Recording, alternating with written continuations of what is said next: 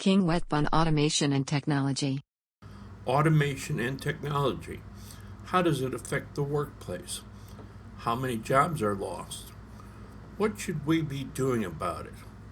The loss of jobs can be difficult to see because it happens slowly over time. It's a matter of not being able to see the forest because of the tree. Since 2000, manufacturing employment has fallen by over 28%, nearly 5 million jobs. 78,000 manufacturing plants have closed, 22%. As employment in manufacturing has fallen, though, the output of manufacturing has increased. In the 4 decades between 1960 and 2000, U.S. manufacturing employment was stable, averaging about 17.5 million jobs. In 2000, the jobs started to disappear. From 2000 to 2010, 6 million manufacturing jobs were lost. But the output of manufacturing increased. China leads in manufacturing, but we are not far behind. Here's the top 7 countries: China, USA, Japan, Germany, South Korea, India, and France. The United States lags behind other countries in readiness for an increasingly automated world, placing 9th on a ranking of 25 advanced economies according to a new report from Swiss technology giant ABB.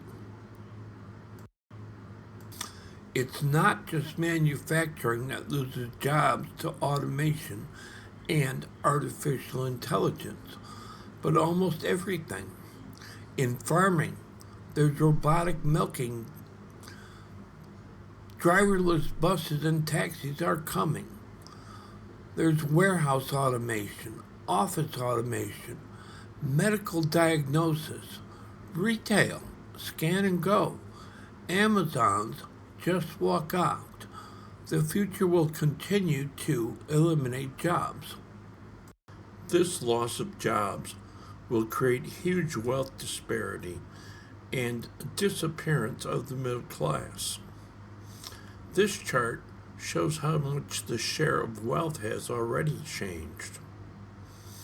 And this chart shows the change in the share of income over 27 years. So what else can happen as more and more technology, artificial intelligence, and automation occur?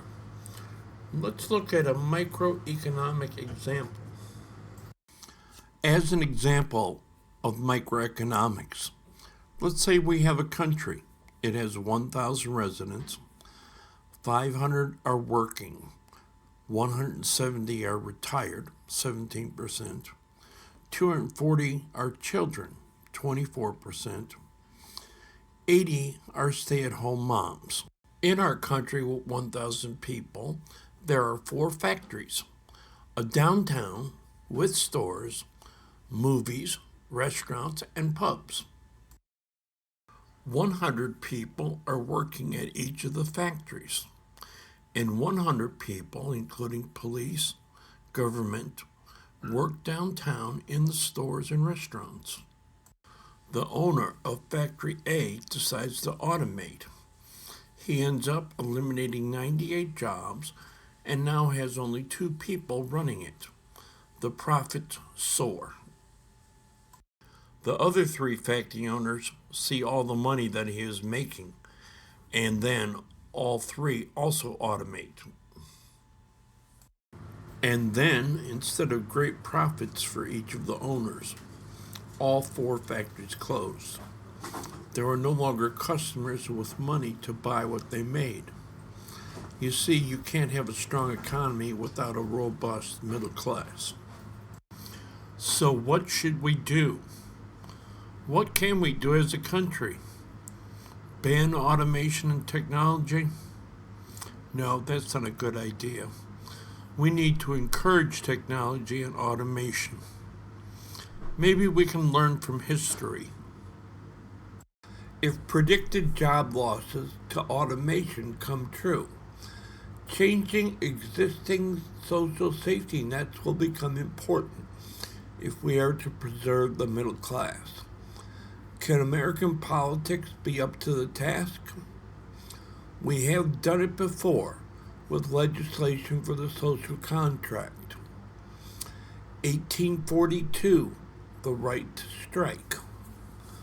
1924, abolish child labor. 1935, the right to unionize. 1938, a 40-hour work week. 1964, pay discrimination prohibited. 1970, OSHA, Occupation Safety and Health Administration, created. In 1938, we passed the Fair Labor Standards Act.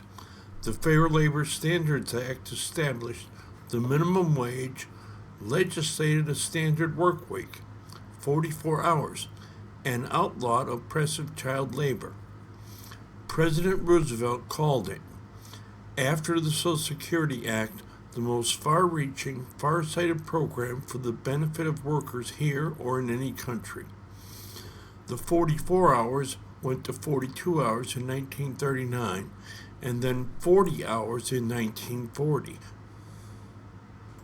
It's been 80 years since the 40-hour workweek was passed. There's been a lot of technology and automation since then.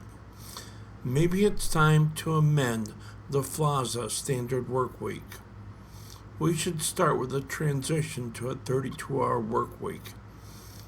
After all, we let the horses and mules off the hook when we got automobiles.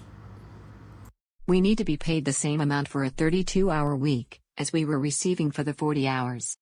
Yes, wages need to share in the productivity of technology.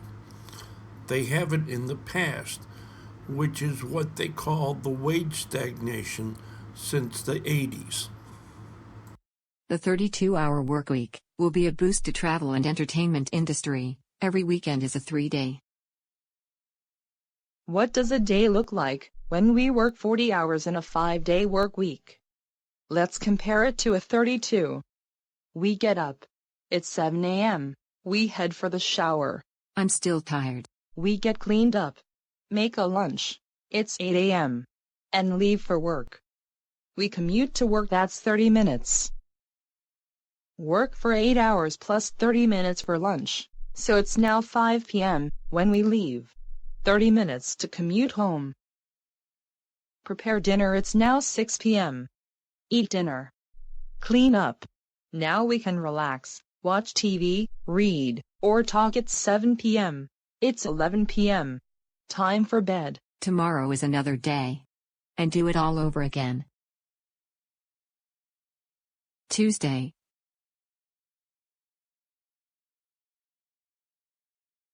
Wednesday.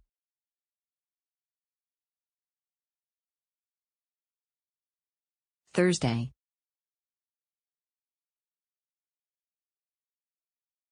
After 5 days, it's Friday night. Tomorrow is the weekend. There is always some chores to do, laundry, house cleaning, and then shopping. So in a week, you have approximately 44 hours of personal time. So in a 32-hour work week, you would get another 12 hours of personal time. Summary: we are losing jobs to technology, automation, and AI. There will be social changes, and the middle class will shrink if we do nothing. The disparity of wealth will increase. We need to start talking about this. One thing we could do is amend the FLASA law to transition to a 32-hour work week. There is other stuff to address: education, job training, and more. Don't forget to share this with your friends.